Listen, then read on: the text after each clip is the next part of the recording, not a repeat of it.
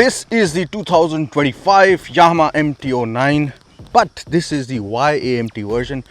YAMT stands for Yamaha Automated Manual Transmission, which is a mouthful and sort of oxymoronish, because although this will give you the joy of all the gears, it's not really automated. It just has this mechanical machinery which just decides by itself when it wants to shift. And of course you can also take over, but you will still not have clutch lever to pull, and in that sense it is a little disengaged from riding. So let's hear the sound. I put it into automatic, I pull the brakes and then push the start button, and then so you just have to downshift to get it into neutral. Well, so it's got a soft limiter. So you use this beautiful dial to switch it on. Right now it's in manual transmission.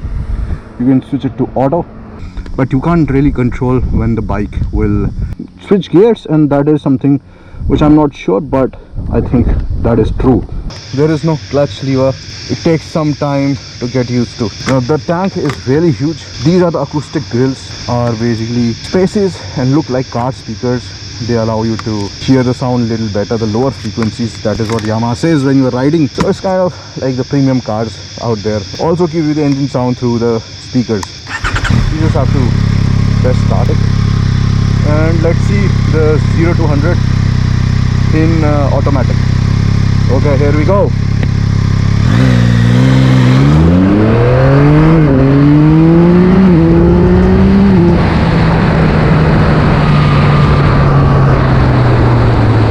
This bike is actually a performance motorcycle. It's not a bike like the Tracer, which I would feel be better suited for something like an automated transmission, because you are going touring. But here what I felt is I was not really in complete control. Shifts were clunky, at least the first to second gear shift. I really didn't know when the bike would shift. Although there are two modes, D and D+. So the D mode is a little relaxed mode. It will allow you to be in higher gears, in lower revs, and the D+ mode will be lower gears and higher revs. So it will allow you to rev more before it shifts. While the automated transmission is good for urban and highway commutes, but you really need to shift it to manual to enjoy the bike. And that is when I realized at how much fun this is. Let's shift it to manual, and this is downshift, this is upshift. I'm in one. So this is the first time I'm doing it.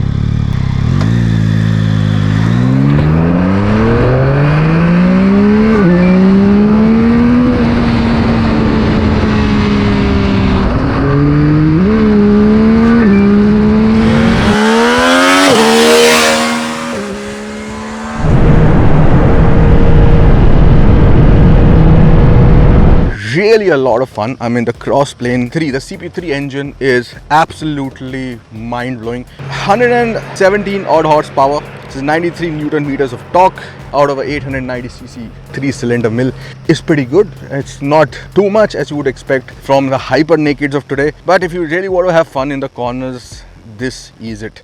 No, it just doesn't scare you that much. It invites you, it beckons you to actually ride hard, to push your limits.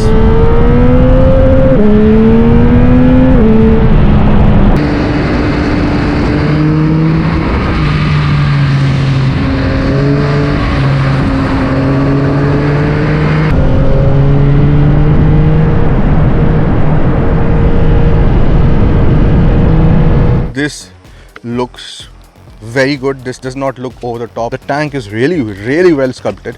I think that's the highlight of the whole bike, the centerpiece. Pun intended again. They have actually changed the front end. I mean, they have always kept the front end of the MTs a little bit different, very naked, alienish kind of a thing. The most curious setups I've seen, so basically there are two projectors here nestled in between, and this same I think setup is on the XSR 900 GP, which looks completely different than this motorcycle. But this is Something which is very new on a motorcycle. Not too many bikes have this, and the DRLs are here. The rest of the motorcycle really flows, gels. The choice of the alloy colors is also really on point. You know, if you are like me, if you want to change the color of the bike by wrapping it, I think you're gonna have a hard time to just find a matching color to the alloys, which are difficult to wrap. Of course, it's impossible to wrap. I mean, you have to get them painted. But other than that, I think these are very well put together design, no nonsense. And I think in this MT09 they have also lowered the bar a little bit and made it a little bit towards the rider. So I think the stance is a little bit more Street Fighter-ish rather than the earlier ones, which was a little too relaxed. The main difference between this and the normal MT09 is, of course, the AMT. And I wasn't too excited about it, but I just wanted to ride this version because I wanted to see where Yamaha is going with it. And yes, of course, they will continue to have the normal version as well. Because of the AMT, it's got a lot more switches. There is a joystick and there is a home button. Cruise control is there. Of course, your light controls. And the main difference is, of course, the thumb shifter over here. And on the right side, you have the automated mode selector. Another thing which is there is a dial, which is very premium looking. You can lock the bike and switch it on.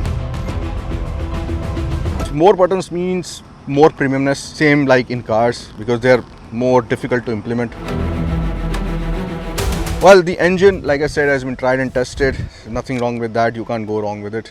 And if you want a little bit more power, of course, then you go with the MT10. But I think this should be enough for most people. And this is CP3. The MT10 is, of course, Crossplane 4, inline 4. But we should not forget what MT actually stands for, which is Master of Torque. Yamaha actually came up with when they actually showcased the MT01, which was not to be confused with the MT10, which is a 1000cc bike today. That was almost 1700cc, and that was V-twin 1670cc, and although it was just 89 horsepower, but it produced a massive, I think, 123 something Newton meters of torque at just 3700 RPM. That's like a tractor, you know. It was a tire shredder. And of course, I also rode it in briefly in 2015. My god, what a monster. And sad that discontinued it. Those were the real monsters, man.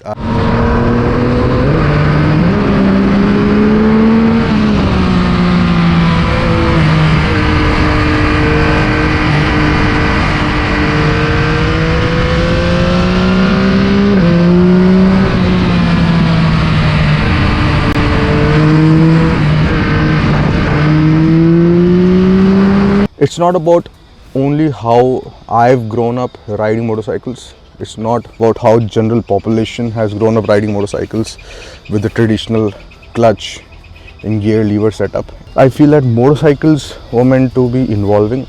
Their purpose was to let us move, let our brain and body become one. And this aspect is actually going against that. Like I say that motorcycling is the last real true urban sport left to mankind, and this is taking away from that. But Yamaha is saying that they will have both versions. They will see what response they get in this model, and only then they will proceed with the other models or probably refine it. And talking about refinement, this is a first version of the YMT, which does not take into account the inputs from the 6-axis IMU, which means that it can also shift while you are taking a corner.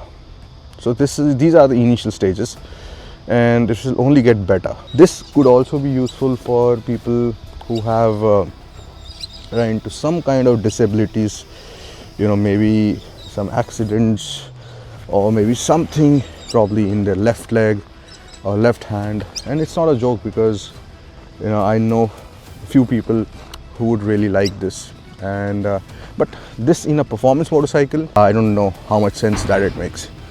So overall, I think the Yamaha MT09 was a great bike, is still a great motorcycle, and this technology is just to showcase what can be available in the future. But as we go towards electric, I don't know if this is little too late or not. Anyway, I think this is a great motorcycle, and I'm looking to have this on sale in India, but I doubt that they will get YMT version because they don't want to mess up the sales. Already we don't have big bikes in India from Yamaha. You know, I wasn't expecting this to be so much fun. I mean, I think I was really fast. I mean, you can go really fast on this motorcycle, and thanks to the insane torque, like it actually wheelied inadvertently for the first time. Master of torque here. So I think this was much more fun than I really anticipated, and I think it doesn't matter whether it's YMT or your actual normal traditional setup. It's the fun is still there. It's amazing. You know, you should try the YMT if it's available in your country, but it's pretty much fun.